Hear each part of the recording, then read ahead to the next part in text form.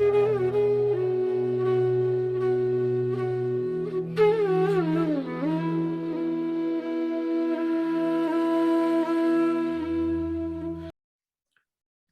Radhe.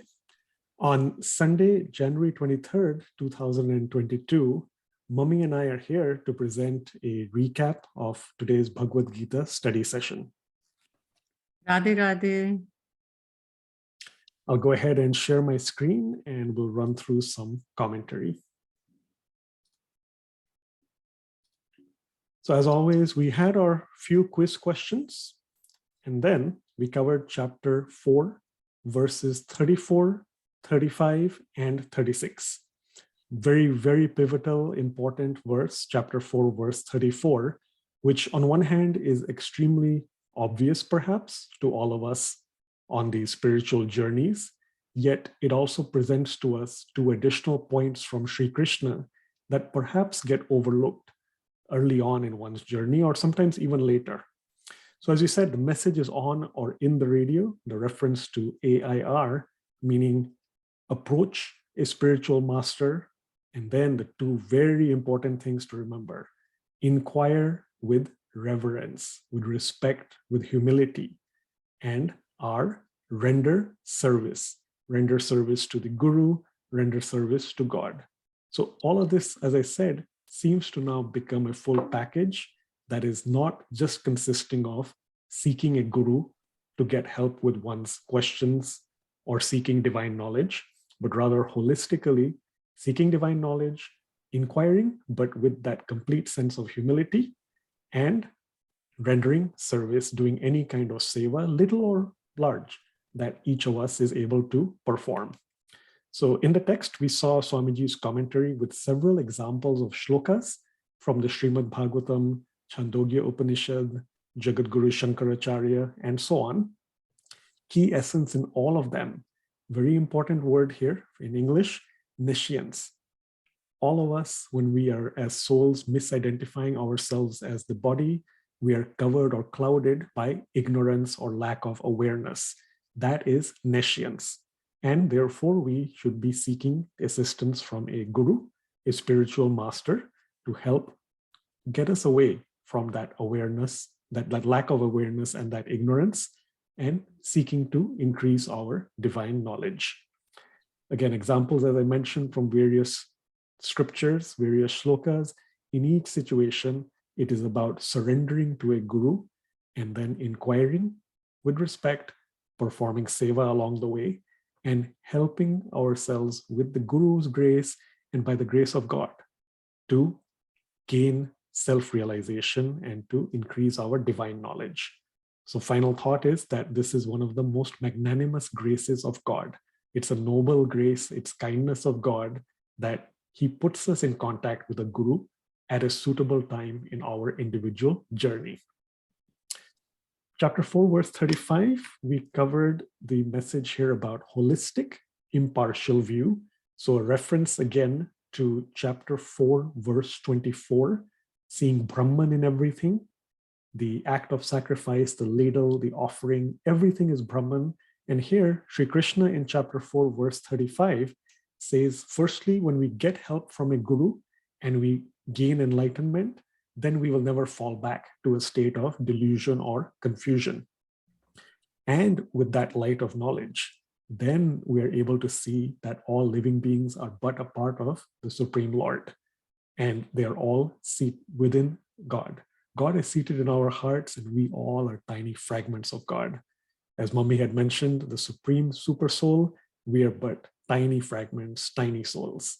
So again, this comes through our seeking of a guru and gaining divine knowledge. And the least we can think about is bathing ourselves in the dust of the lotus feet of a saint and of God. So that helps us gain that enlightenment that we all are seeking. It's a difficult thing, as we mentioned, being able to see everybody as a part of God. Many times, as Swamiji writes here as well, we seek relationships that are for our own self-interest. Therefore, you build friends and acquaintances. We try to stay away from enemies, but each person has his or her own innate qualities that are also, in fact, considered divine. So that is certainly a big area of progress we all try to make. Chapter 4, verse 36, finally, is the invitation for all sinners as well to be seated. As we said here, sinners sit, to be seated in the boat of divine knowledge. So in Sri Krishna's own words, that even the most immoral person can cross over this material ocean into his divine abode by placing himself or herself in that boat of divine knowledge. Again, all that is going to happen with the help of a guru. And we're trying to get away from this set of threefold miseries, tapatraya or three tapa yatana, adhyatmic misery, adhibhautic misery, and adhidaivik misery.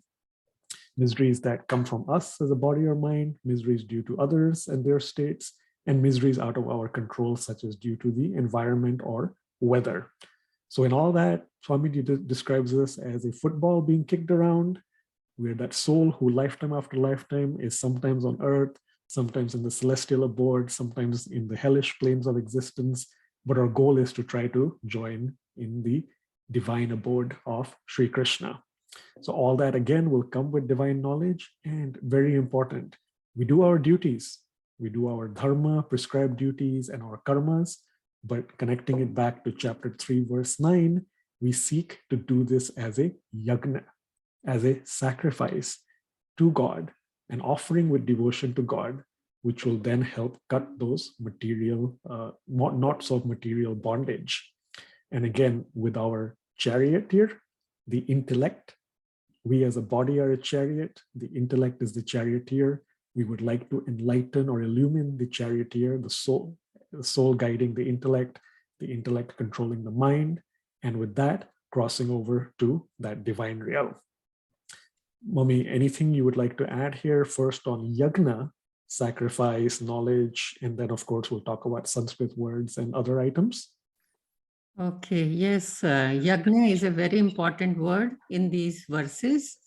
In previous verses, Krishna has been teaching us how we have to learn to do every work as a yagna.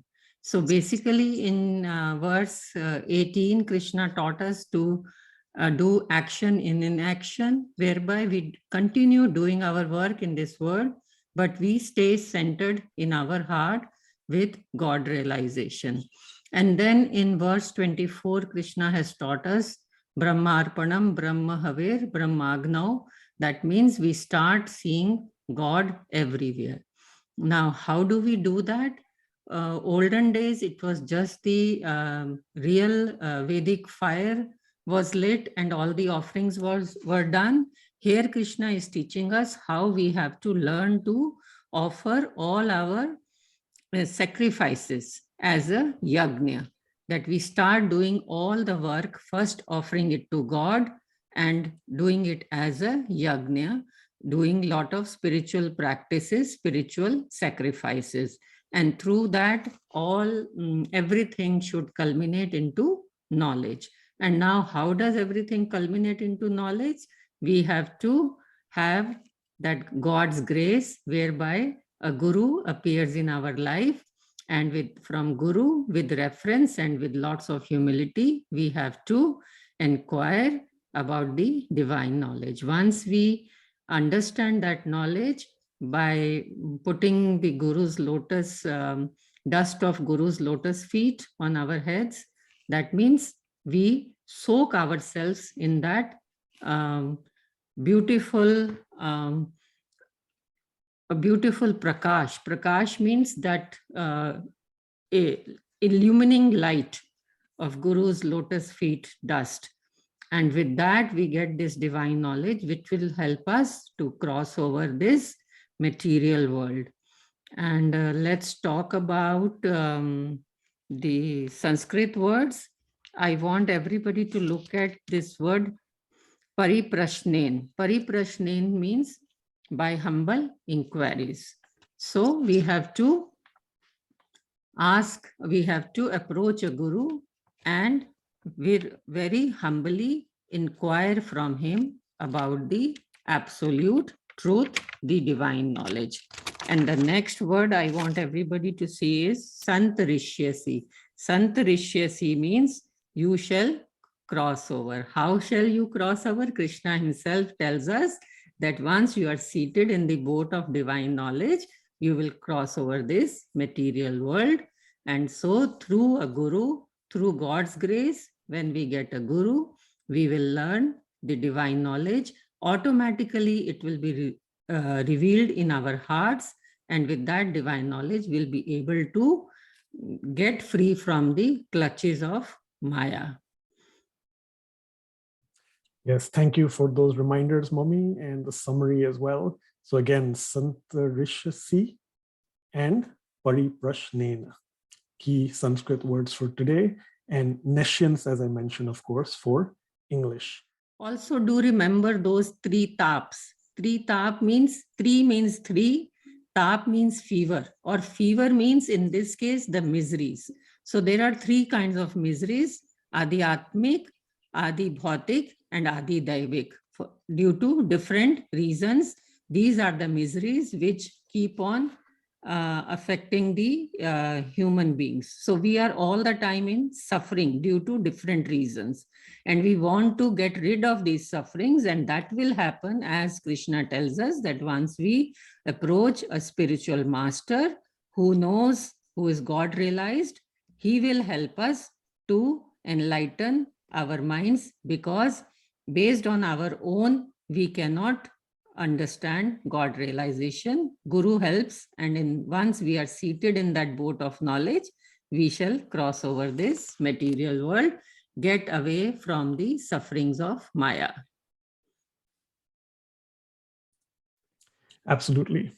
And in fact, speaking about experiences, it was great to hear from each participant on their experiences with seeking or approaching a guru, different facades of their spiritual journeys, what they have learned, what their intentions were, and how their progress has been made in these various spiritual aspects. So again, thank you to each of the participants for presenting your background briefly and your journey with regards to gurus and spiritual masters.